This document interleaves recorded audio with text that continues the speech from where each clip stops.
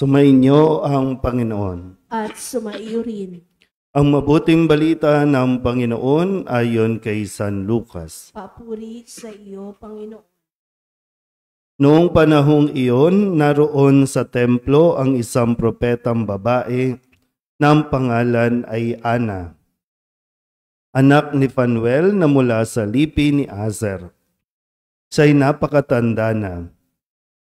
7 taon lamang silang nagsama ng kanyang asawa nang siya'y mabalo. At ngayon, 84 na taon na siya. Lagi siya sa templo at araw-gabi sumasamba sa Diyos sa pamamagitan ng pag-aayuno at pananalangin. Lumapit siya ng oras ding iyon at nagpasalamat sa Diyos.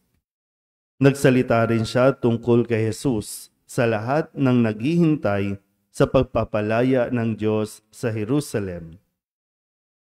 Nang maisagawa ng mga magulang ni Jesus ang lahat ng bagay ayon sa kautusan, bumalik na sila sa kanilang bayan sa Nazaret, Galilea.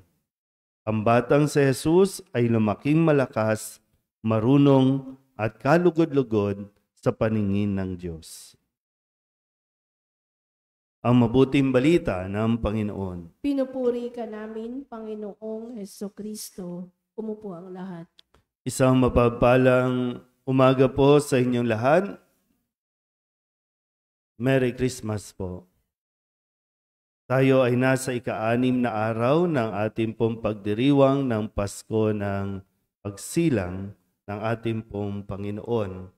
At isang linggo na rin, no? Parang ang bilis.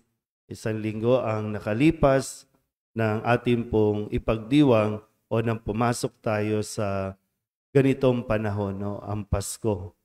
Kaya't balikan natin muli yung ating pong mga narinig na mga salita dahil ito po ang salita na magbibigay buhay, salita na gagabay sa atin, salita na magliligtas sa atin.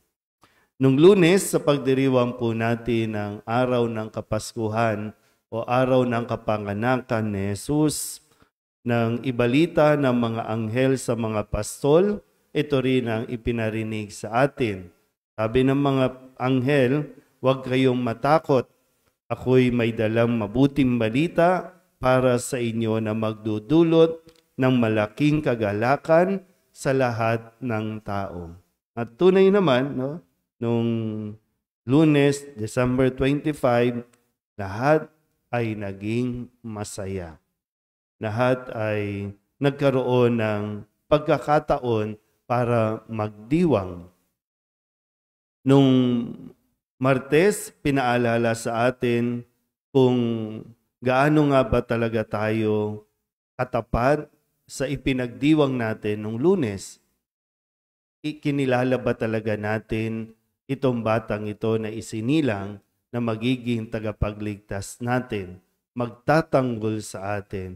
Kaya ang sabi nung Lunes, ay anong Martes, ang paanyaya sa atin, sana hanggang katapusan. Hindi lang dun sa pagsilang na magandang karanasan, no, na nakukyutan tayo, no, ang bait-bait ng bata, pero sana hanggang sa paglaki niya, hanggang sa kung ano man ang mga mangyari sa atin. Sabi nga po niya, kapupuotan kayo ng lahat dahil sa akin. Ngunit ang manatiling tapat hanggang wakas ang siyang maliligtas. So, pag dumalapit tayo muli, no, sa sanggol, sa Belen, kaya ba natin ibigay at sabihin na hanggang wakas, Panginoon, ikaw ang aming tagapagligtas. Noong Miyerkules naman, nag-fast forward tayo ng konti mula doon sa Belen, napunta tayo sa libingan. Pero inyo, no? Yung kwento para lamang mas maipaunawa sa atin na tatapusin ng sanggol na ito ang kanyang misyon. Kaya mula sa sinapupunan ni Maria hanggang sa libingan, ipaparanas niya sa atin ang kanyang pagmamahal. Dahil dun sa kwento ng mga alagad, nakita nila ang mga kayong lino at ang panyong ibinalot sa ulo, hindi kasama ng mga kayong lino, kundi hiwalay na nakatiklop sa isang tabi. Pag tinitiklop na ang gamit, ibig sabihin, tapos na ang gawain. So, para lang meron din tayong panghawakan. No? Minsan gusto natin, ano bang mangyayari? Pues, mula doon sa sabsaban, tatapusin ni Jesus doon sa libingan. At nung Webes, ang sabi naman niya ang sabi ng anghel, sabi ng Panginoon sa pamamagitan ng anghel kay Jose, dahil bata pa lang, sanggol pa lang, mayroon nang nagbabanta ng kanyang buhay para lamang hadlangan ang plano ng Diyos. Binalak siyang patayin o ipapatay ni Haring Herodes. Kaya sinabi ng anghel kay Jose, magbangon ka, dalhin mo agad sa Ehipto ang mag-ina. At ngayon po, narinig natin na sa pahayag sa Ebanghelyo ni San Lucas na ang batang si Jesus ay lumaking malakas, marunong at kalugod-lugod sa paningin ng Diyos.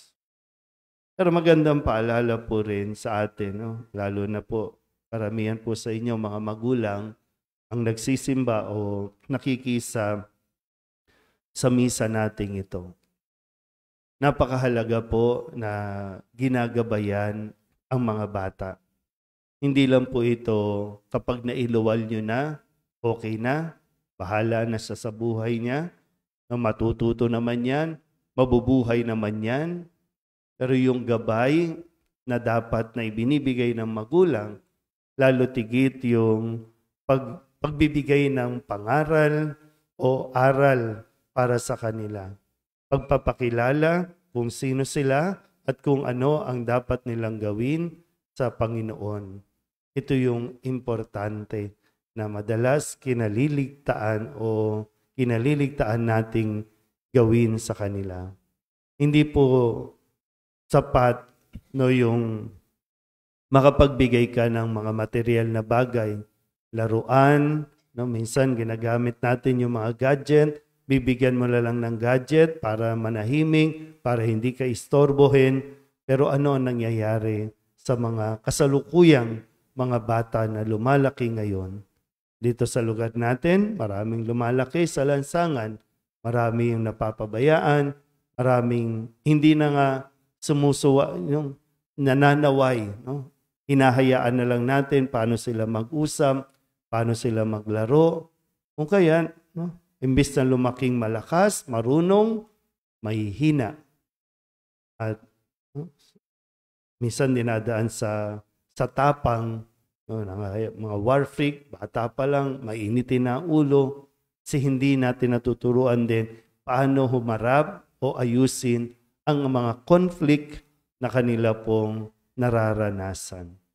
Kaya nawa, sa tulong na mahal na Birhen ng solidad, ay atin pong magampanan ang atin pong mga responsibilidad sa inyo pong mga anak, sa mga kabataan, habang sila po ay maliliit pa. Amen?